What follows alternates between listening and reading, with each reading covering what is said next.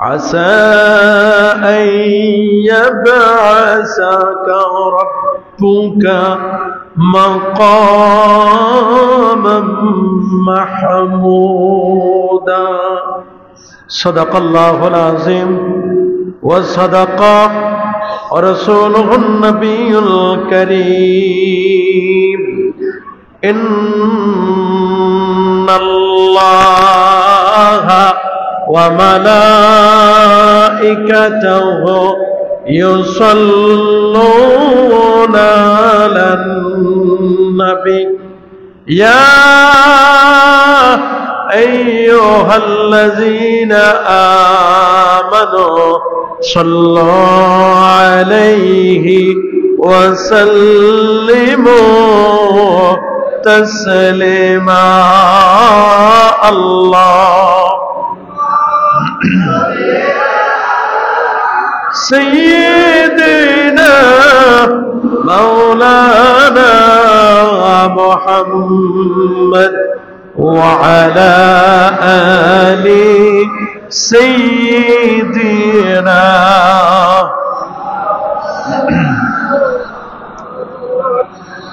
আরেকটু জোরে জোরে মহব্বতে পড়ুন আল্লাহুম্মা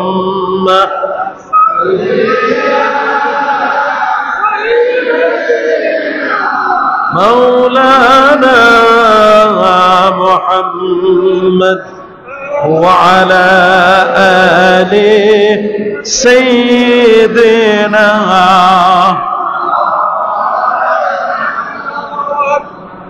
بلغ العلا بكماله كشف الدجى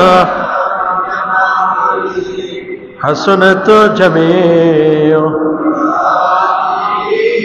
صلوا عليه وآله لا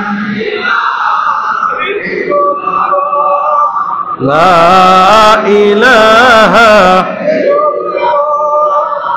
لا إله لا إله لا إله لا إله لا إله لا إله سبحان الله لا إله لا إله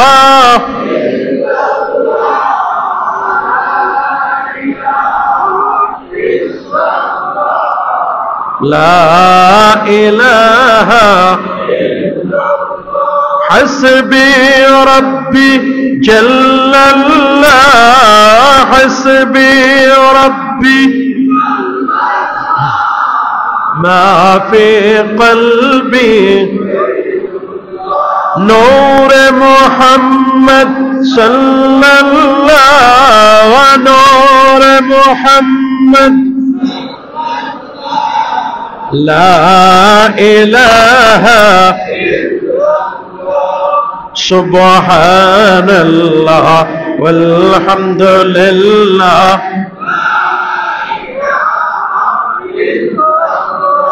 لا إله إلا الله محمد رسول الله صلى الله عليه وسلم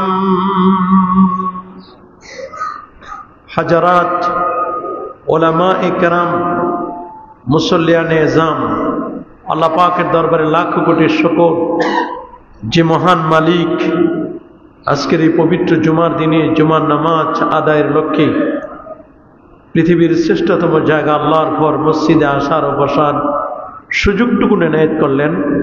কালিমাতুশ শুকর আদায় করে পড়েন আলহামদুলিল্লাহ। প্রিয় হাজিরিন, আজ যে বিষয়টি নিয়ে আমরা কথা বলবো তা হচ্ছে 14 জন ব্যক্তি আল্লাহর নবীর সুপারিশ লাভে তারা ধন্য হবেন। সেই 14 জন ব্যক্তি কারা, তাদের নিয়ে আজ আমরা আলোচনা করব ইনশাআল্লাহ। আহলুস সুন্নাহ ওয়াল জামাতের আকীদা আশ-শাফাআতু সাবিতাতুন লির-রাসূল ওয়াল আখিয়ার ওয়াকাদ ইনআকাদাল ইজমা আলা আন্না আশ-শাফাআহ সাবিতাতুন বিল কিতাবি ওয়াস সুন্নাহ ওয়া ইজমাইল উম্মাহ।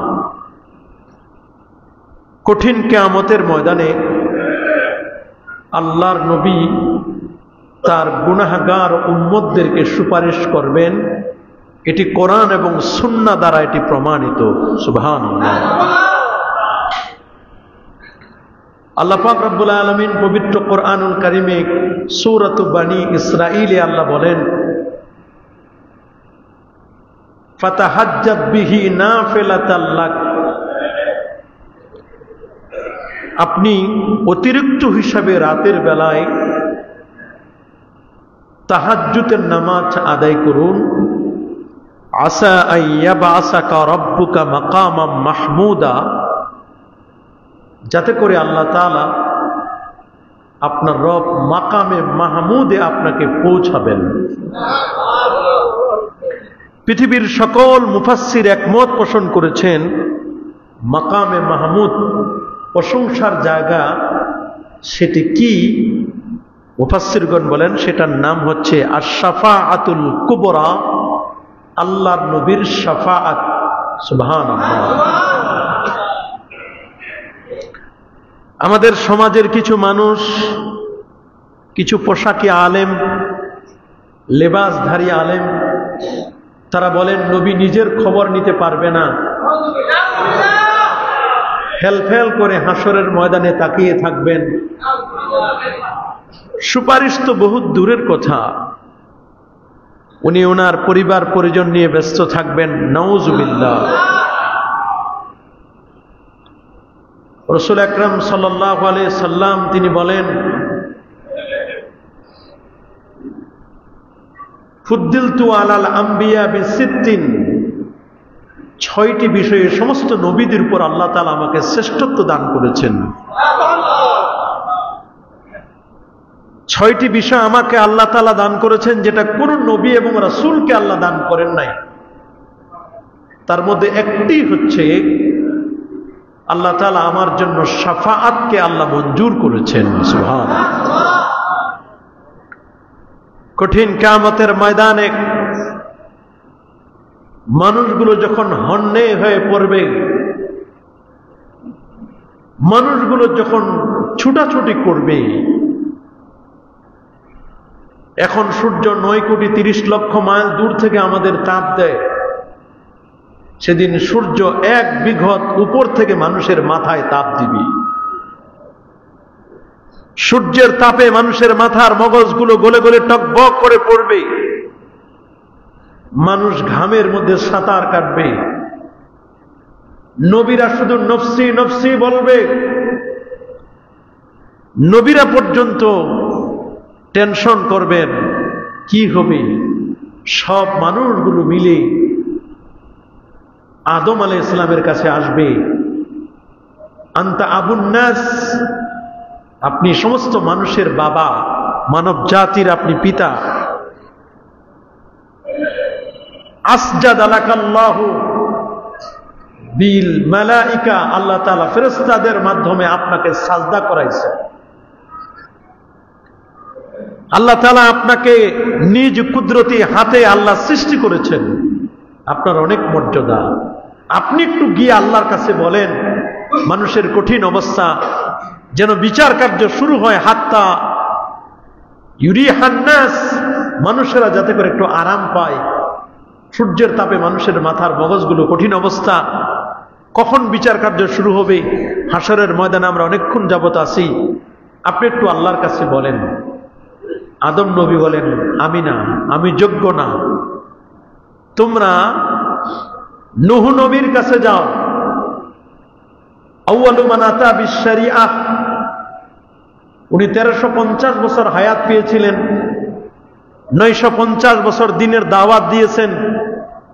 উনার কাছে যাও। নূহ নবী বলেন আমিও যোগ্য নই, তোমরা ইব্রাহিম খলিলুল্লাহর কাছে যাও। ইব্রাহিম খলিলুল্লাহ বলবেন আমিও যোগ্য নই, তোমরা মুসা নবীর কাছে যাও। মুসা নবী বলেন আমিও যোগ্য নই। তোমাদেরকে আমি ঠিকানা বলে দিচ্ছি, তোমরা ঈসা রুহুল্লাহর কাছে যাও।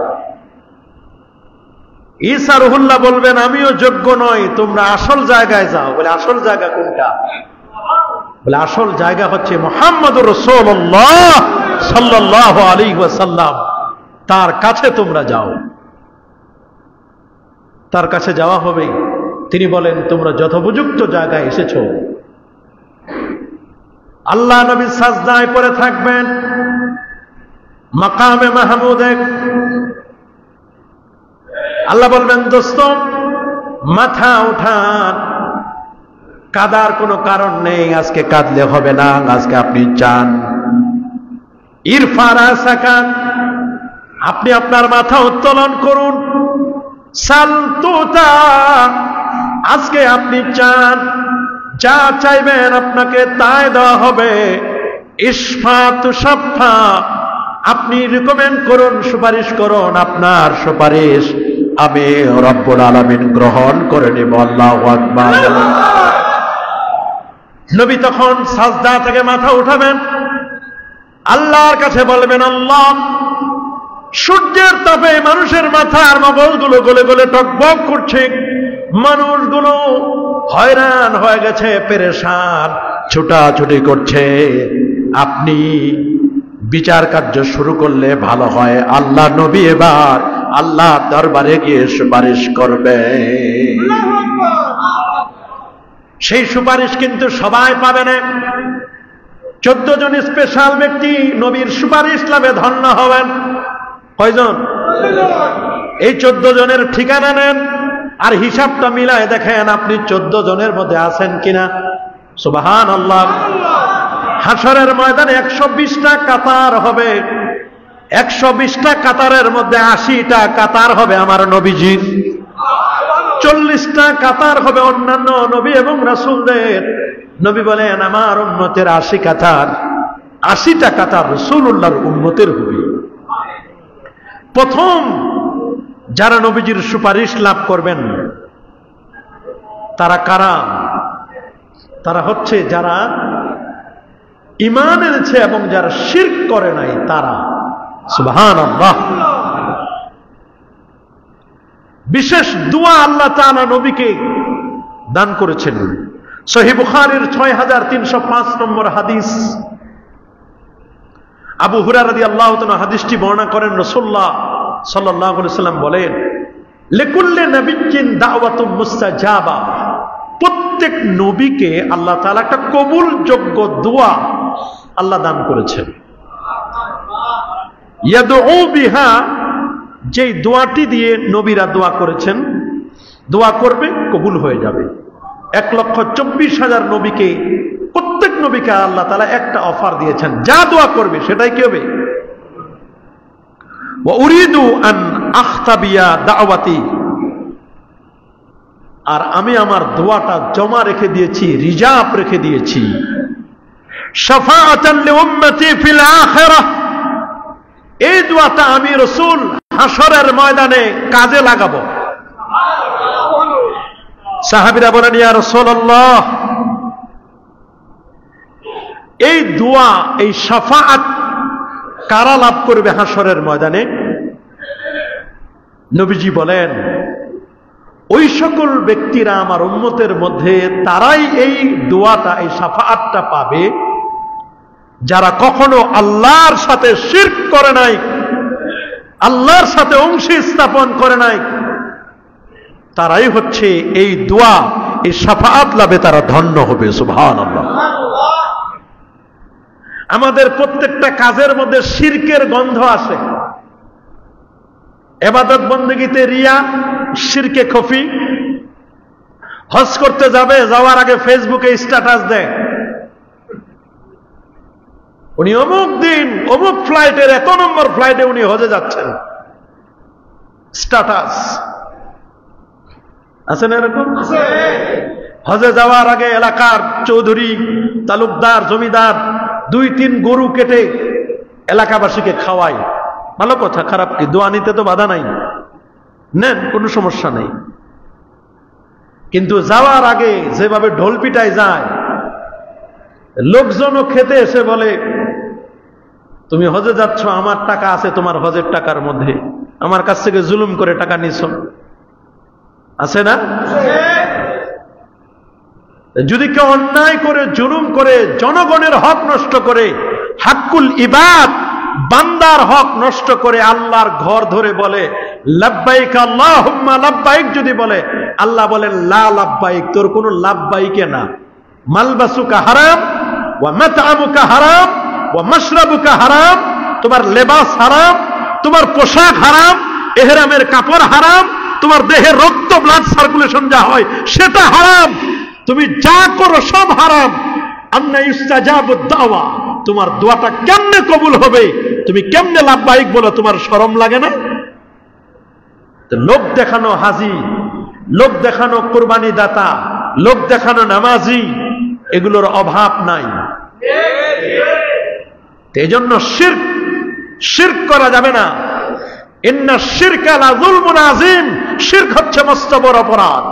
ইয়া বুনাইয়া লা তুশরিক বিল্লাহ, হযরত লুকমান আলাইহিস সালাতু ওয়াস সালাম তার সন্তানকে নসিহত করেছিলেন, বৎস প্রিয় সন্তান, লা তুশরিক বিল্লাহি শাইআ, আল্লাহর সাথে কাউকে শরীক করবে না। তাহলে আমরা পেলাম, আমরা যদি জীবনে শিরক না করি, আল্লাহর সাথে কাউকে অংশী স্থাপন না করি, তাহলে আমরা রাসূলুল্লাহর শাফাআত লাভে ধন্য হব। আমরা কি রাসূলুল্লাহর শাফাআত লাভে ধন্য হতে চাই? শিরক করব না। কি করব না? শিরক করব না। কুরবানি দেওয়ার আগে কুরবানির গরুরে সাজায়, দেখেন না, সাজাইয়া এলাকা এলাকায় ঘোরায়। মোহাম্মদপুরের অমুক জমিদার সাহেব 6 লাখ টাকা দিয়ে 7 লাখ টাকা দিয়ে উট কিনছে, বড় সার কিনছে, 7 মণ গোস্ত হবে, আপনাদের দাওয়াত। এই গোস্ত নিতে গিয়ে হাড্ডি নিতে গিয়ে 2-3 জন মারা যায়। শুনুন না, এগুলো পেপার পত্রিকায় আসে। এগুলো শিরকে খফি, রিয়া। এগুলো কি? রিয়া সুমা, মানুষকে শোনায়, মানুষকে দেখায়, এটা নয়। 2 নম্বর ভাগ্যবান ব্যক্তি তিনি, যিনি রাসূলুল্লাহর শাফাআত লাভে ধন্য হবেন। হাদিসটি এসেছে তিরমিজি শরীফের 2433 নম্বর হাদিস। আনাস বিন মালিক, রাসূলুল্লাহর খাদেম, তিনি বলেন, সাআলতুন নবিয়্য সাল্লাল্লাহু আলাইহি সাল্লাম আন ইয়াশফা লি ইয়াউমাল কিয়ামা। হযরত আনাস 10টা বছর রাসূলুল্লাহর খেদমত করেছেন। হযরত আনাস বলেন, রাসূল আপনি যখন মদিনা শরীফে আসলেন, সবাই তো রাসূলুল্লাহকে কিছু না কিছু দিয়েছেন হাদিয়া। আমার মা, তার বাসায় কিছুই ছিল না, উম্মে সুলাইম হাদিয়া দিতে পারে নাই। আমি আনাসকে এনে আপনাকে হাদিয়া দিয়ে দিয়েছি। হুজুর, আমার সাধ্য অনুযায়ী আমি চেষ্টা করেছি আপনার খেদমত করার জন্য।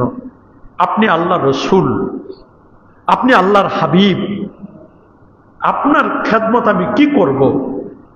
তারপর রাসূলুল্লাহ বলেন, আনাস, তোমার খেদমতে আমি খুশি হয়েছি। হযরত আনাস বলেন, রাসূলুল্লাহকে জিজ্ঞেস করলাম, রাসূলুল্লাহ আমাকে একদিন বলেছিলেন, আনাস কি চাও বলো তো, কি দিব তোমাকে? তিনি বলেছিলেন, আইয়াশফা লি ইয়াউমাল কিয়ামা। হুজুর, খেদমতের কোনো বিনিময় চাই না, তবে আমি আপনার কাছে এটাই চাই, যেহেতু আপনি আমাকে বলেছেন, আপনি কিয়ামতের দিন আমার সুপারিশ করে খালি জান্নাতে নিয়েন। সুবহানাল্লাহ। ফাকাল, আনাস বলেন, হুজুর আপনি আমাকে কিয়ামতের দিন সুপারিশ করে জান্নাতে নিবেন।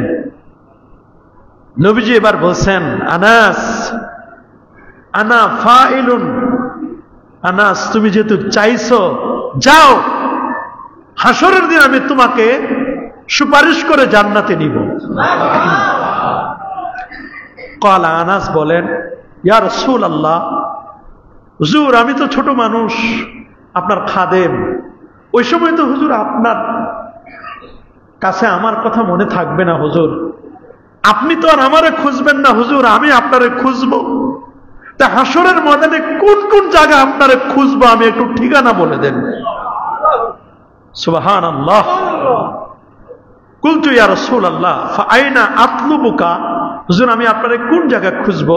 ক্বালা, নবীজি বলেন, উতলুবনি আউয়ালা মা তাতলুবুনি আলাস সিরাত। আনাস, আমারে প্রথম খুঁজবা পুলসেরাতে।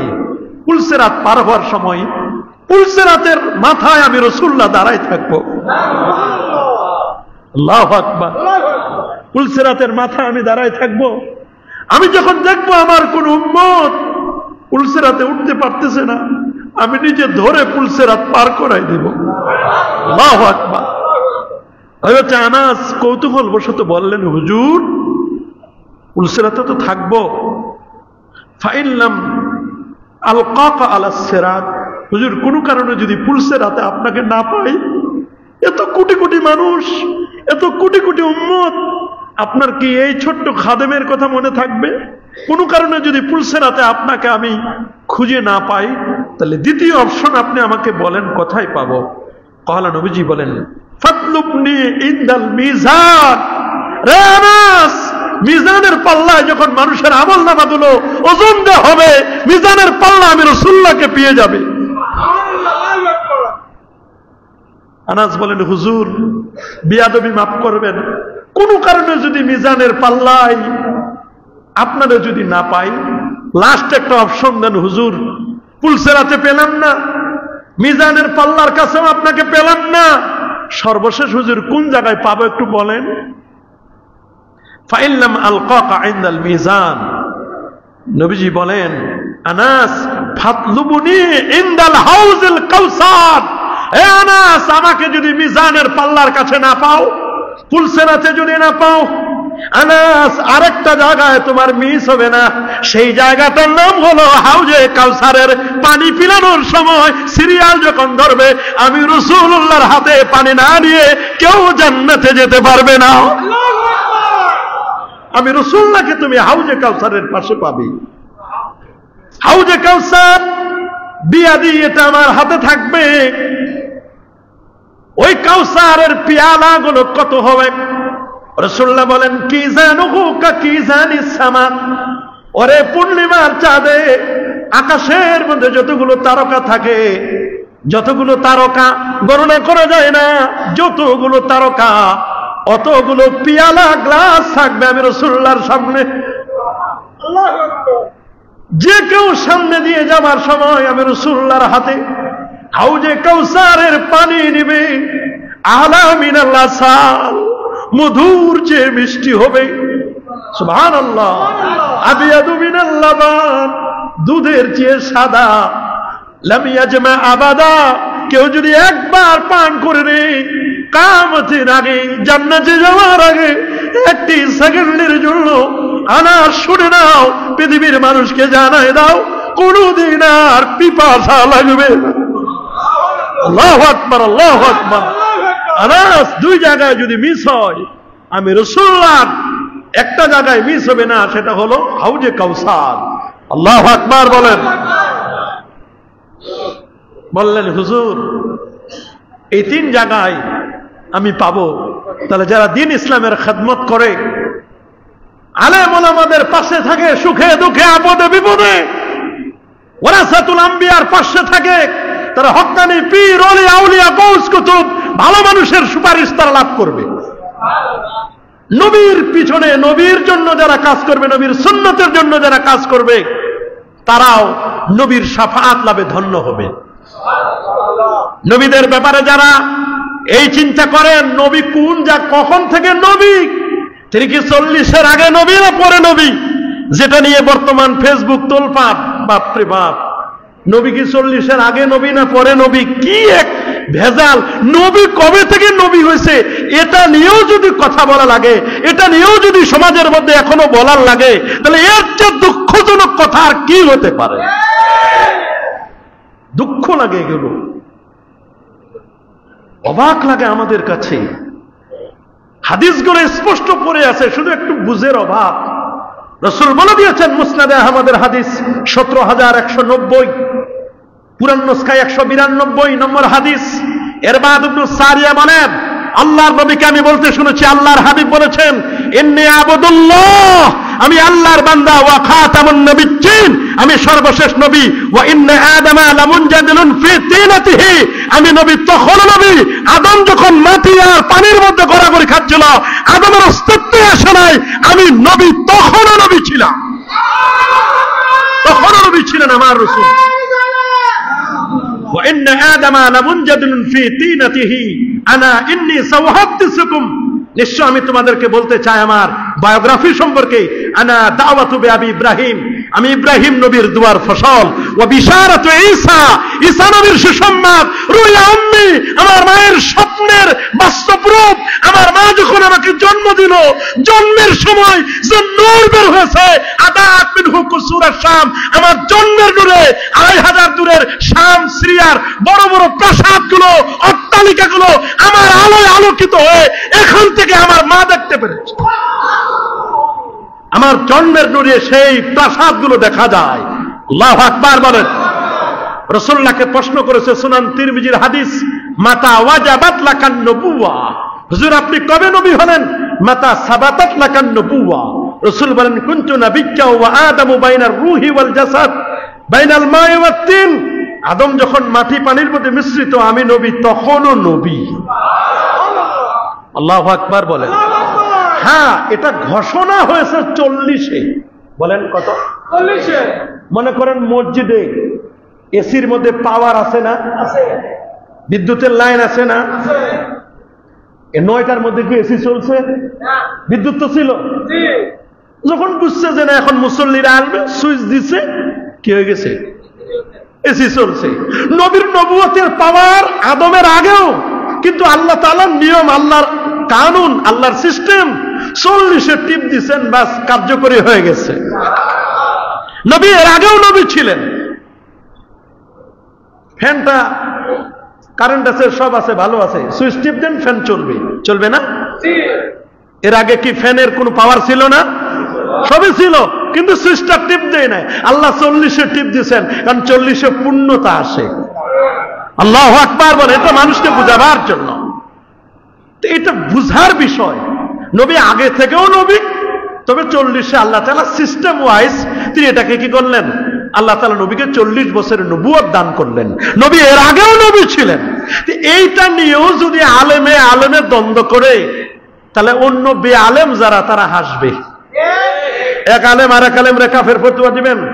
একজনের বল, একটা যদি দেওয়ালে বল মারেন, ওই বল যদি দেওয়াল ভেদ করে না যায়, তা আপনার দিকে ফিরে আসবে। আলেমে কাদা সুরাসুরি, আল্লাহর রাস্তা, এগুলো বন্ধ করেন। এগুলো যদি আলেমে করে, বিধর্মীরা, মুসলমানও যদি এগুলো করে, তো অমুসলিম যারা, তারা কি করবে? এগুলো নিয়ে হাসবে। বান্দরের কাছে দিছে রুটি ভাগ করতে, কি করতে? বান্দর চিনেন না? বানরের রুটি ভাগ করে দিছে, রুটিটা ভাগ করে দেন। বানর দেহে এক পাল্লায় দিছে, রুটি দেহে বেশি হয়ে যায়। বেশি যেহেতু হয়ে যায়, দেখেন কি করবে? ওটা কামড় দিছে, কামড় দিয়ে খাইছে, দিছে আরেক পাল্লায়, দেখা যায় না, এবার এটা কম হয়ে যায়, এটা বেশি হয়ে যায়। 2 পাশে রুটি দিয়েছে, তো একটা কম, একটা কি বেশি। এবার এটা কামড় দিছে, এটা কামড় দিলে এখন এটা বেশি হয়ে যায়, এখন এটা আবার কামড় দিছে, এটা আবার বেশি হয়ে যায়। এরকম করতে করতে রুটি শেষ, গেছে বানরের পেটে। কথা বলেন না কেন? কোথায় গেছে? বানরের পেটে গেছে। তা আমাদের অবস্থা হয়েছে এখন এইরকম। ইসলামটারই আমরা সিনেমিনি খেলা শুরু করেছি। ইসলাম নিয়ে যে ষড়যন্ত্র চলতেছে গোটা বিশ্বে, আর এখানে আমরা নবী কবে থেকে নবী, এ নিয়ে আমাদের মারামারি চলে। দেখেন কারবার। নবীর সুন্নতের কোনো খবর নাই, নবীর আদর্শের কোনো খবর নাই, আমরা লাগাইছি মারামারি। কবে থেকে নবী? নবী নূর না মাটি? তোমার নবীর নূর হইলেও কি, মাটি হইলেও কি, নবীর শান মান যেখানে ঠিক থাকে ওইটা ঠিক রাখো। তোমার কাজ হচ্ছে নবীর ইত্তেবা করা, নবীর অনুসরণ করা, নবীর সুন্নতের লালন করা, পালন করা। এটার খবর নাই, নবীর সুন্নতের দাঁড়ারি না। উনি লইছে নবীরে নিয়ে, বাপরে বাপ, নবীর খুব অনুসারী উনি। এই হলো আমাদের অবস্থা। এখন কেউ কাউরে ছাড় দিবে না, কেউ কাউরে ছাড় দিবে না। এক মুরব্বী ছেলেদেরকে বলতেছে, বাবা রে, আমার যে অবস্থা, এলাকায় যেভাবে আমার মানুষ সালাম কালাম করে, তাতে মনে হয় আমার সে মুরব্বী মনে হয় আর কেউ নাই। আমার সে মুরব্বী মনে হয় কি কেউ নাই। বলে আব্বা কি করব? সন্তানদেরকে বলছেন, বলে বাবারে, আমার একটা গাট্টি বস্তা দাও, আমি আল্লাহর দুনিয়াটা একটু ঘুরে আসি, জীবনের শেষ বেলায় একটু দিনের ইসলামের একটু খেদমত করে আসি। ঠিক আছে আব্বা, আপনার যেহেতু আশা, এটা পূরণ করা দরকার। সবার মুরব্বী আপনি এখন এই বসে বলছেন। ছেলেরাও মনে করছে বাবা ফজরের সময় যে জ্বালান জ্বালায়, ঘুমাইতে দেয় না, ফজর নামাজ পড়তে দেয়, 15 দিন 1 মাসের জন্য যদি কমপক্ষে একটু বাইরে থাকে, কিছুদিনের জন্য আরামে ঘুমাইতে পারি। কিন্তু আসলে মুরব্বীর মতোই, মুরব্বী চলে গেলে একটা ছায়া চলে যায়। এটা যে কত মুরব্বী যে কত দামি, এটা মরার পর বোঝা যায়। মরলে বুঝবেন মুরব্বী এটা ছায়া। একটা বট গাছের নিচে যেমন আপদে বিপদে বললে বট গাছের নিচে যায় দাঁড়াই। এই যে ওভারব্রিজটা দিছে, ওভারব্রিজে যখন বৃষ্টি আসে, আমি চিন্তা করে দেখি এই মোটর সাইকেল যারা চালায়, বাইক চালায় যারা, এরা কোথায় দাঁড়াবে? যে বড় লম্বা ব্রিজ, কথা বলেন না, এই লম্বা ব্রিজে কোথায় দাঁড়াবে? নাহলে তো পাখি যেমন ভিজে গোসল করে, ওরকম গোসল করে লাগতো ওদের। পরে ওই যে উপরে আরেকটা ব্রিজ দিছে, ওইটার নিচে সব বাইকওয়ালারা যায় দাঁড়ায়। একটা নিয়ে একটা ছায়া লাগে। মুরব্বী যে কত ছায়া এটা বোঝা যায় না। তো মুরব্বী যাওয়ার সময় ছেলেদের কাছে বিদায় নিয়ে যাচ্ছেন, এই বাড়ি থেকে শুধু 20-25 কিলোমিটার গেছে। যাওয়ার পরে দেখছে উনি আর কি মুরব্বী, উনার চেয়ে আরেক বড় মুরব্বী রাস্তার পাশে গালে হাত দিয়ে কাঁদতেছে। কাঁদে, কি করে? কাঁদে। তো জিজ্ঞেস করেন, বাবা কাঁদেন কেন? বলে কাঁদি কি শখে? কি সমস্যা? বলে আমার আব্বা আমারে মারছে, সকালে চর মারছে একটা। কি করছে? এখন এই মুরব্বী চিন্তা করছে, আমি মনে করছিলাম এই 20-25 কিলোমিটারের মধ্যে আমি সবচেয়ে বড় বুড়ো মুরব্বী, এখন দেখি যে আমার চেয়ে বড় মুরব্বী আছে। এটা এর আবার বাবাও আছে, এর বাবা আবার চোরও মারতে পারে। তো দেখলাম যে না, আমার তো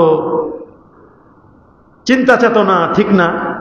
তা বলে বাহিরের দুনিয়া দেখার দরকার নাই, ওর বাবারে দেখে যাই। ঠিকানা নিচে বলেছে, চলেন আপনারা আপনার বাবার কাছে নিয়ে যাই, চলেন। তা ওনারে নিয়ে আসছে বাবার কাছে।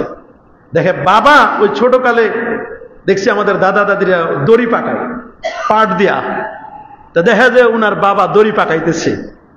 তো এই মুরব্বী, যিনি মনে করছিলেন সবচেয়ে বড় মুরব্বী, সে এখন গিয়ে মুরব্বীরে সালাম দিয়ে বলছেন, এই বয়সে আপনার ছেলেরে মারলেন, এটা কাজটা তো ঠিক করলেন না।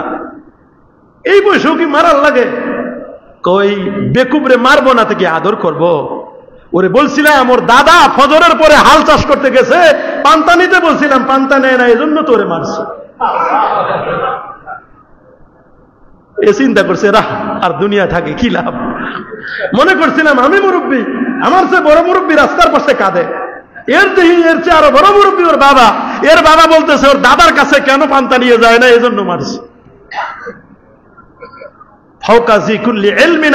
প্রত্যেকের আলেমের উপর আরো আলেম আছে, জ্ঞানের উপরে জ্ঞান আছে।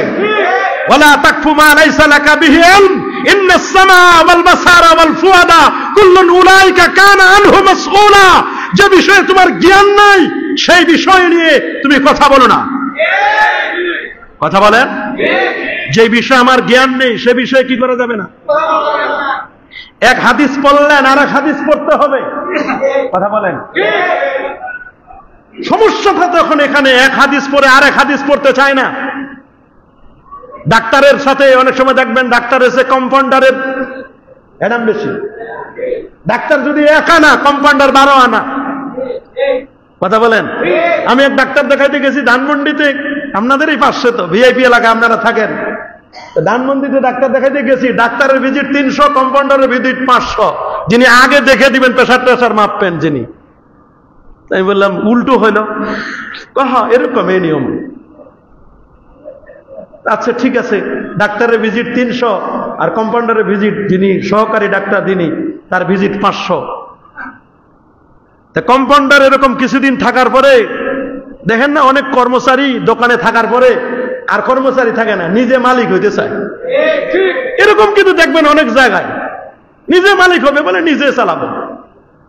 এইরকম এক কম্পাউন্ডার ডাক্তারের সাথে থাকতে থাকতে থাকতে দেখছে যে স্যার তো খুব সহজে সব বলতে পারে। সহজে কেমনে বলতে পারে? স্যারের সাথে যায়, ব্যাগ লয়ে যায়। আগের যুগে এমন সিস্টেম ছিল, কেউ অসুস্থ হলে বাড়িতে গিয়ে চিকিৎসা করত, এখনো আছে গ্রামগঞ্জে। ঢাকায় তো কেউ আসে না, ঢাকায় আমাদেরকে যেতে হয়, আর গ্রামগঞ্জে ডাক্তার যায় রুগীর বাড়িতে। এই জন্য ইংরেজিতে প্রবাদ আছে যে রুগী ডাক্তার আসিবার আগে রুগী মারা গেল। এখন আর এই সিস্টেম নাই, এখন আর ডাক্তার কোন রুগীর বাসায় যায় না, এখন রুগী যায় কার বাসায়? আমার এমন বহু ডাক্তার আছে 3 মাস আগে কোনো সিরিয়াল নাই। একজন বলে তো 9 মাসের আগে কোনো সিরিয়াল পাবেন না। বলে 9 মাস বাঁচবে কিনা রুগী সেটা দেন, বাঁচলে বাঁচক, না বাঁচলে নাই, তার কি তাতে। যাই হোক, যেহেতু সময় খুব শর্ট, মূলত আমাদের 14 জনের কথা আমাদের বলতে হবে। কম্পাউন্ডার দেখতেছে এক ডাক্তার রুগীর বাসায় গেছে, হাতটা ধরেই শুধু বলে দেয় যে এটার এই সমস্যা, এই সমস্যা, এই সমস্যা। তো ওর লেখাপড়া করতে তো অনেক অভিজ্ঞতার আলোকে উনি বলেন। তো উনি বলেন যে একটা হাত ধরে যদি বলে দিতে পারে এটা তো সাধারণ জিনিস, তো এক ডাক্তার যদি বলতে পারে তা আমি কেন বলতে পারবো না? তো এরকম কম্পাউন্ডারকে ছেড়ে দিয়ে এলাকায় এসে সাইনবোর্ড দিয়ে মোটামুটি ডাক্তারির একেবারে সেই চেম্বার খুলে বসে গেছেন। তো এরকম এক লোকের পায়ে স্ক্রু আছে না, নাট, লোহা তার কাটা বিদ্ধ হয়েছে। জিজ্ঞেস করছে যে কি করবো স্যার? তো উনি বললেন যে কি করবেন, এটা খুব সহজ ব্যাপার, এটারে আগুনের সেক দেন। কি দেন? সেক দিতে হবে। এক সময় ছিল ওই মানে লোহা গরম করে যেখানে সমস্যা হয়েছে তাগা দেয়, এটা হাদিসেও আসছে কাওয়া। তবে নাহা রাসূল ইয়াক্তাবিয়া উম্মাতাহু, সহিহ বুখারীর হাদিস, রাসূল আকরাম সাল্লাল্লাহু আলাইহি ওয়াসাল্লাম নিষেধ করেছেন তার উম্মতকে এভাবে দাগ দেওয়াইতে, কারণ উম্মতের শানের খেলাফ হয়। কাওয়া রাসূলুল্লাহ সাল্লাল্লাহু আলাইহি ওয়াসাল্লাম, রাসূল আকরাম সাল্লাল্লাহু আলাইহি ওয়াসাল্লাম দাগ দেওয়ার কথা একসময় বলতেন, পরবর্তীতে নবীজি উঠাই নিয়েছেন এই বিধানটি। তো যখন দাগ দিছে, দাগ দেওয়ার পরে দেখতেছে কয়েকদিন পরে দেখা ওটা আরো ফুলে গেছে। ফুলে যাওয়ার পরে যুবকরা আসছে যে স্যার কি চিকিৎসা করলেন? সাধারণত ডাক্তারের কাছে মানুষ আসে চিকিৎসা ভালো হওয়ার জন্য, তো আপনার এখানে এসে তো দেখলাম রোগ আরো বেড়ে গেছে। বলে রোগ বেড়ে গেছে? বলে হ্যাঁ। বলে আমার চিকিৎসায় কোনো ভুল নাই। বলে কেন? বলে আমার চিকিৎসা করার আগে আমি লেখাপড়া করে তারপর চিকিৎসা করি। বলে আলহামদুলিল্লাহ, ভালো স্যার। তো কোন বই থেকে চিকিৎসা করেন? বলে এই যে আমার সামনে যে বই, এই বই পড়ে আমি চিকিৎসা করি। দেখি একটু বইটা। লেখছে যদি কেটে যায়, তার কাটা বিদ্ধ হয়, ফুলে যায়, তাহলে লোহা গরম করে সেক দিতে হবে। তবে তবের পরে একটা কমা, তবের পরে কি কমা, থামতে হবে। তার মানে এখনো স্পেস, বাক্যটা এখনো শেষ। বলে দেখেন স্পষ্ট লেখা। তা বলে পৃষ্ঠাটা উল্টান, এখন তো বাক্য শেষ হয় নাই। তা পৃষ্ঠা উল্টা দেখে, তবে যদি রোগী গরু, ছাগল, ভেড়া, বকরি, চতুষ্পদ জন্তু হয়। বলে স্যার আমরা তো চতুষ্পদ জন্তু না, আমরা তো মানুষ। বলে বাবারে ওই পৃষ্ঠাটা তো আমি উল্টায় দেখে নেই। তা আপনি ওই পৃষ্ঠা উল্টায় দেখবেন না? বলে না, আমি তো পড়তে পড়তে এই পর্যন্ত আসছি, আমার এই রুগী চলে আসছে, বা টাটকা চিকিৎসা করে দিয়েছি, কোনো ভেজাল নাই। কিন্তু ভেজাল যে কত ভেজাল, তবের পরে যে কমা আছে, কমার পরে রুগীকে এই রুগীর চিকিৎসা মানুষের চিকিৎসা না গরু ছাগলের চিকিৎসা, এইটুকু দেখবে না। এক হাদিসের কিতাব পড়লাম, আরেক হাদিসে আরেকটা আছে, এক হাদিস পড়লেন আরেক হাদিস দেখবেন না। কোন মুফতির জন্য এটা কখনো শোভনীয় নয়। এক কিতাব পড়ে ফতোয়া দেওয়া জায়েজ নাই, এক হাদিস পড়ে ফতোয়া দেওয়া জায়েজ নাই।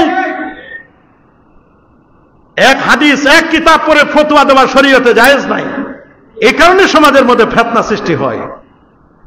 শাফাআতের 3 নম্বর ভাগ্যবান ব্যক্তি যিনি রাসূলুল্লাহর সুপারিশ লাভ করবেন।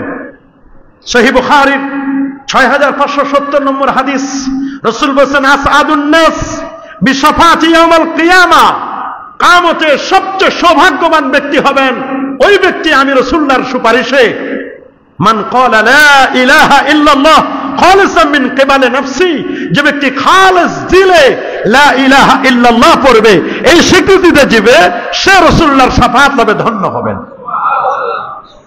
4 নম্বর, শাফাআত যাদের জন্য প্রয়োজন হবে, রাসূলুল্লাহ বলেন, রাসূলুল্লাহ রওজায় লেখা, সুনান তিরমিজি 2377 নম্বর হাদিস, রাসূলুল্লাহ রওজা মোবারকের সামনে লেখা, শাফাআতি লি আহলিল কাবায়ের মিন উম্মতি, আমার উম্মতের মধ্যে কেউ যদি কবিরা গুনাহ করে আমি রাসূল তাকে সুপারিশ করে জান্নাতে নিব।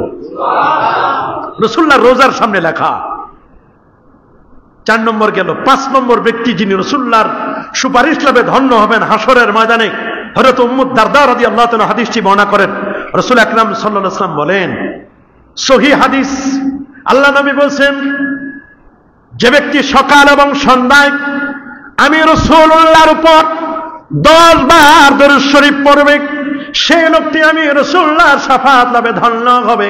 সকালে 10 বার, সন্ধ্যায় 10 বার।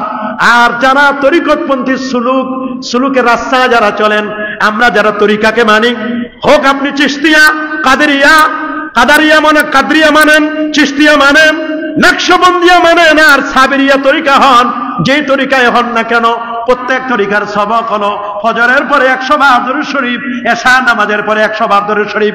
আমরা যারা সারসিনা ফুরফুরা বা অন্যান্য তরিকা কাদেরিয়া বলেন, মনে রাখবেন আপনি প্রত্যেক মুরিদ, প্রত্যেক সালেকের জন্য এশা নামাজের পরে ভিন্ন ভিন্ন দরুদ আছে। আমরা যে দরুদ শরীফ পড়ি 100 বার ফজরের পরে এবং এশা নামাজের পরে, এশার দরুদ শরীফটা সংক্ষেপে এটুকু বলে দিচ্ছি, আমার সাথে পড়েন, আল্লাহুম্মা সাল্লি আলা সাইয়্যিদিনা মুহাম্মাদিন আন-নাবিয়্যিল উম্মি ওয়া আলিহি ওয়া সাল্লাম। এই 100 বার দরুদ শরীফ পড়তে বাবা 5 মিনিট সময় লাগে না। বিছানাটা যদি পাক হয়, দিলটা যদি সাফ হয়, খাবারটা যদি হালাল হয়, আর দিলটা যদি রাসূলুল্লাহ রোজার দিকে যদি আপনি মনটা ঝুঁকায় দিতে পারেন, কন্টিনিউ যদি 100 বার যদি আসার পরে যদি দরুদ শরীফ যদি আপনি 40 দিন পড়েন রে, রাতের বেলায় স্বপ্ন যোগে রাসূলুল্লাহর জিয়ারত আপনার হয়ে যাবে। 100 বার দরুদ শরীফ। আর এখানে হাদিসে আমরা পেলাম, যে ব্যক্তি সকাল এবং সন্ধ্যায় 10 বার দরুদ শরীফ পড়বে, কয়বার? 10 বার। জটিল কঠিন রোগ হবে না। আমাদের মাদ্রাসার সিস্টেম, ফজরের নামাজের পরে 100 বার দরুদ শরীফের পরে প্রত্যেক ছাত্র, 14,000 ছাত্র, প্রত্যেকটা ছাত্র মাদ্রাসায় যারা নামাজ পড়ে, প্রত্যেক ছাত্র 100 বার দরুদের পরে সূরা ইয়াসিন তেলাওয়াত করতে হবে। এটা বাধ্যতামূলক, মসজিদে বসে। মাগরিবের নামাজের পরে জিকির আজকারের পরে আপনাকে সূরাতুল মুলক আপনাকে তেলাওয়াত করতে হবে জিকিরের পরে। এশা নামাজের পরে পরে দরুদ শরীফের আমল, এরপরে আপনার যে আমলটা সেটা সূরাতুল ওয়াকিয়া তেলাওয়াত করে তারপর আপনাকে বাসায় যেতে হবে। এর আগে কোনো সুযোগ নেই হলে যাওয়ার জন্য। এইরকম করে ছাত্র গড়াই আমরা। আমাদের ছাত্র যারা, আল্লাহর মেহেরবানি, এই ছাত্রগুলো আল্লাহ পাকের মেহেরবানি, যেমন ইলমি মুযাকারা যেমন তাদের আছে, ইলমি লিয়াকা যেমন যোগ্যতা আছে, ঠিক তেমনি ভাবে আমলি জিন্দেগিও তাদের গঠন হয়। আল্লাহু আকবার বলেন। যারা তরিকতপন্থী সুলুকে যারা চলে, তাদের এই আমলগুলো করতে হয়। 6 নম্বর ভাগ্যবান ব্যক্তি, আজানের পরে যারা নিয়মিত দোয়া পাঠ করে। আজান হয়, আজানের পরে আমরা দোয়া পড়ি কিনা? পড়ি। বলেন আমার সাথে, আল্লাহুম্মা রাব্বা হাযিহিদ দাওয়াতিত তাম্মা والصلاة القائمة آت محمدا الوسيلة والفضيلة والدرجة الرفيعة وبعثه مقاما محمودا الذي وعده। এ পর্যন্ত হাদিস যারা আছে, এরপরে আসে ওয়াহাল্লাত লাহু শাফাআতি। কোন কিছু অন্যান্য কিতাবের মধ্যে বেশ কিছু দুর্বল বর্ণনায় আছে, ওয়ারযুকনা শাফাআতাহু ইয়াউমাল কিয়ামা। আবার মান্নাও ওয়া নালানি শাফাআতি ইয়াউমাল কিয়ামা, বিভিন্ন সিগায় বিভিন্ন রূপে হাদিসগুলো এসেছে। ওয়ারযুকনা শাফাআতাহু ইয়াউমাল কিয়ামা হাল্লাত লাহু শাফাআতি। আযানের পরে যারা এই দোয়াটা পড়বে, রাসূলুল্লাহ বলেন কিয়ামতের দিন আমি নবী নিজে তার সুপারিশ করে জান্নাতে নিব। তাহলে এই দোয়া আপনারা পড়বেন কিনা? আযানের জবাব দিতে হবে কিনা? আযানের জবাব যেমন মৌখিক দিতে হয়, আযানের মূল জবাব হচ্ছে আল হুদুর ফিস সালাহ, মসজিদে এসে নামাজটা আদায় করা। এটাই হলো মৌলিক জবাব, এটাই হলো ফান্ডামেন্টাল জবাব। 7 নম্বর যিনি ভাগ্যবান, রাসূলুল্লাহর শাফাআত লাভে ধন্য হবেন, যিনি অধিক পরিমাণে সেজদা করেন। সুবহানাল্লাহ বলেন। রাসূলুল্লাহর আরেকজন খাদেম বলেন, হে আল্লাহর রাসূল, আমার একটা জিনিস আপনার কাছে দরকার। সুবহানাল্লাহ। রাসূলুল্লাহ বলেন, তোমার কি জিনিস দরকার? খাদেম বললেন, হুজুর কিয়ামতের দিন আপনি আমারে সুপারিশ করবেন, আমার খেদমতের অন্য কিছু আমি চাই না, শুধু আপনার শাফাআত চাই। রাসূলুল্লাহ বলে দিলেন, শুনে নাও, মুসনাদ আহমদের 16502 নম্বর হাদিস, তুমি তোমার বক্তব্যে যদি অটল থাকতে চাও, আমি রাসূলুল্লাহর শাফাআত যদি লাভ করতে চাও, আমি রাসূল তোমারে বলছি, সত্যি এটাই যদি তোমার চাওয়া আর পাওয়া হয়, তাহলে তুমি বেশি বেশি করে সিজদা করবে, নামাজ পড়বে, নফল নামাজ পড়বে। নফল নামাজ পড়লে ইন্নাল আবদা লা ইয়াতাকাররাবু ইলাইয়া বিন-নওয়াফিল, নফল ইবাদতের মাধ্যমে বান্দা আল্লাহ নৈকট্য অর্জন করতে পারে। বেশি করে সিজদা করো, আমি রাসূলুল্লাহর শাফাআত পাবে, তুমি ধন্য হবে। 8 নম্বর, বুখারীর বর্ণনা, রাসূল বলে দিয়েছেন, সাহাল ইবনে সাদ থেকে হাদিসটি বর্ণিত। রাসূল বলেন, মাই ইয়াজমান লিমা বাইনা লিহিয়াইহি ওয়া মা বাইনা রিজলাইহি আদমাল্লাহুল জান্নাহ। যে ব্যক্তি আমাকে দুইটা জিনিসের জামিন দিবে, আমি রাসূল তার জন্য জান্নাতের জামিনদার হয়ে সুপারিশ করে জান্নাতে নিয়ে যাব। সাহাবী বললেন, কি সেটা? রাসূল বলেন, 2 চোয়ালের মাঝখানের জায়গায় জবান। বলেন কি? এ যত বিপদ এই জবানটার দ্বারা, এটা যার কন্ট্রোলে থাকবে তার সব কন্ট্রোল। আর 2 পায়ের মাঝখানের জায়গা লজ্জা স্থান, এই 2টা জিনিস যদি কেউ আমি রাসূলুল্লাহর কাছে জামিন দেন, আমি রাসূল সুপারিশ করে তাকে জান্নাতের জামিনদার হব। আল্লাহু আকবার বলেন। জেনা ব্যভিচার হয় এটা দিয়ে, আর এটা এ যত দুর্নীতি, অন্যায়, ঘুষ, সুদ, যত অন্যায় সব তো এই পেট, এটার কারণে। কথা বলেন না কেন? এই মুখটা দিয়ে আমরা ব্যবহার করি, আর নিচেরটার কারণে, এই 2টার জন্যই সব। 9 ব্যক্তি যিনি সুপারিশ লাভে ধন্য হবেন, যেই লোকটি কারো কাছে হাত পাতে না। সুবহানাল্লাহ বলেন। যে ব্যক্তি আমাকে বিষয়ে জিম্মাদারি দিবে যে সে কারো নিকট কখনো হাত পাতবে না, আমি তার জন্য জান্নাতের জিম্মাদার হব। কেউ যদি আপনাকে এমনিতে দিয়ে দেয়, কোনো আপত্তি নাই, চাইবেন না, চাওয়াটা এটা ঠিক না। চাওয়া কি নয়, আমার এটা দেন, আমার এটা দেন, আমার এটা দেন, আমার এটা দেন, চাওয়া ঠিক না। এখন বলবেন, হুজুর আপনি যে মসজিদে চান, বলতে তো পারেন, ওটা হলো ভিক্ষাবৃত্তির কথা। আর এটা তো আমার জন্য চাই না, আল্লাহর ঘরের জন্য চাই। আমি কি আমার জন্য চাই? কোনদিন চাইছি আমার জন্য? এই মসজিদের জন্য, আল্লাহর ঘরের জন্য আমরা চাই। এই জন্য ভিক্ষাবৃত্তি, যার অর্থ আছে তার বড় ভিক্ষাবৃত্তি করে, কিয়ামতের দিন গালগুলো চিমটি মারে মারে মারে মারে মারে আল্লাহর কাছে উঠবে। মানুষ জিজ্ঞেস করবে, কি হয়েছে ভাই? বলে, আমার অভাব ছিল, তারপর আমি এটা চাই। আছে না এরকম? অভাব ছিল না, তারপর আমি চাই। 10 নম্বর, যে ব্যক্তি 6টা শর্ত পালন করবে, এই লোকটি রাসূলুল্লাহর শাফাআত লাভে ধন্য হবে। 1, কথা বলার সময় সত্য বলবে, ওয়াদা করলে পূর্ণ করবে, আমানতের মাল যথাযথ পৌঁছে দিবে, লজ্জাস্থানে হেফাজত করবে, দৃষ্টি অবনত করবে, হারাম উপার্জন থেকে হাতকে বিরত রাখবে। 11 নম্বর ব্যক্তি, জালিম শাসকের সাথে যার আতাত করবে না। কে? আমরা অনেক সময় জালিমের কাছে মাথা নত করে দিই, জালিমের কাছে মাথা নত করবে না। জেনে রাখো, অচিরেই অনেক জালিম শাসক আসবে, যারা সেই সকল শাসকদের সাথে আতাত করবে, তাদের অন্যায়গুলোকে সমর্থন দিবে, তাদের জুলুমের সহযোগিতা করবে। সে আমার উম্মত নয়, আমি রাসূল তার দায়িত্ব নিব না, আমি সুপারিশও করব না। আর যে জালিমের সাথে আতাত না করে নিজেকে মাথা উঁচু করবে, আতাত করবে না, তাদের জুলুমে সহায়তা করবে না, তারা আমার খাঁটি উম্মত হবে, এবং আমি রাসূল তাদের সুপারিশ করে জান্নাতে নিব। সুনান তিরমিজির 614 নম্বর হাদিস।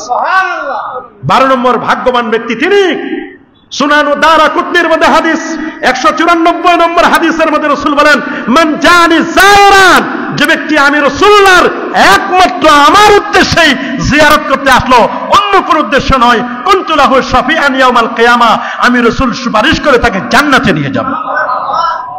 হজ করে যাই, নবীর মদিনা যায় না, মক্কা গায়া ধাক্কা খায়া নাম লাগায়া হাজি, লোগো নে কাহে তুমকো পাজি, ওটা হাজি নয়, নাম্বার 1 আসলে। নবী রওজায় যেতে চায় না, নবীর দেশে যায়া নবীকে তুমি ভুলে যাও, তুমি কেমন হাজি বেটা? হাজি রাসূলুল্লাহ রওজায় যাবা, আদব দেখাবা। নবীর হজ হয় মক্কায়, হজ হয় মিনা, মুজদালিফা, আরাফায়, আর হজ কবুলের উসিলা আমার নবীজির মদিনা মুনাওয়ারা। 13তম ব্যক্তি, যিনি মদিনা মুনাওয়ারায় কষ্ট ধৈর্য ধারণ করবে, সেখানে মৃত্যুবরণ করবে। 13 এবং 14 মদিনায় কষ্ট করে থাকবে। মদিনায় যদি কেউ মরতে চায়, রাসূলুল্লাহ বলেন, মান আরাদা আন ইয়ামুতা ফিল মদিনা, যে ব্যক্তি মদিনায় ইন্তেকাল করতে চায়, আর যদি সে মদিনায় মারা যায়, আমি রাসূল নিজেই তার সুপারিশ করে জান্নাতে নিব। মদিনার যে সেই গোরস্থান জান্নাতুল বাকি, 10,500 সাহাবী, রাসূল বলেন, জান্নাতুল বাকিতে সর্বপ্রথম আমার রাসূল যাকে দাফন করলেন তিনি হলেন উসমান ইবনে মাযউন রাদিয়াল্লাহু তাআলা আনহু। নবীজি নিজের কোলে উসমান ইবনে মাযউনকে যখন মদিনার জান্নাতুল বাকিয়াল গারকাতে রাখলেন, নবীজির চোখ থেকে টপ টপ করে পানিগুলো পড়ছে। সাহাবীরা রাসূলুল্লাহর চোখের পানিগুলো মুছাই দিচ্ছেন। সাহাবীরা বলেন, হুজুর কাঁদেন কেন? বলে, আমার উসমান ইবনে মাযউন তার কবর দিতে গিয়ে কাফনের কাপড় শর্ট পড়েছে। আমি রাসূলুল্লাহ জামা দিলাম, দেখলাম জামাটা উসমান ইবনে মাযউনের মাথাটা যদি ঢেকে দিই তাহলে দেখি পা গুলো ফাঁকা থাকে, পা গুলো বের হয়ে যায়। যদি আমি রাসূল পা গুলো ঢেকে দিই মাথাটা খোলা থাকে। আমি রাসূল পা গুলো ঢেকে দিলাম আর বললাম, তোমরা যাও একটু ঘাস নিয়ে আসো, ইস্কির নামক ঘাস। সাহাবীরা ইস্কির নামক ঘাস এনে পায়ের দিকে পা গুলো ঢেকে দিলেন। রাসূল দোয়া করলেন, আমার উসমান ইবনে মাযউন হাশরের ময়দানে আমি রাসূলুল্লাহর শাফাআত লাভে ধন্য হবে। শুধু উসমান ইবনে মাযউন না রে, এই জান্নাতুল বাকিয়াল গারকাদে যারাই দাফন হবে ঈমানের সাথে মরতে পারলে আমি রাসূল দেখব পূর্ণিমার চাঁদে ঘোড়ার উপরে করে জান্নাতুল বাকিতে যারা শোয়া ওরা জান্নাতের দিকে যাবে। হাশরের ময়দানে আল্লাহ তাদেরকে রিসিভ করে জান্নাতের দিকে নিয়ে যাবেন। আল্লাহু আকবার, আল্লাহু আকবার। এই 14 জন ভাগ্যবান ব্যক্তি, আমরা যেন এদের অন্তর্ভুক্ত হতে পারি। আল্লাহ কবুল করুন। 4 রাকাত কাবলাল জুমা আদায় করুন।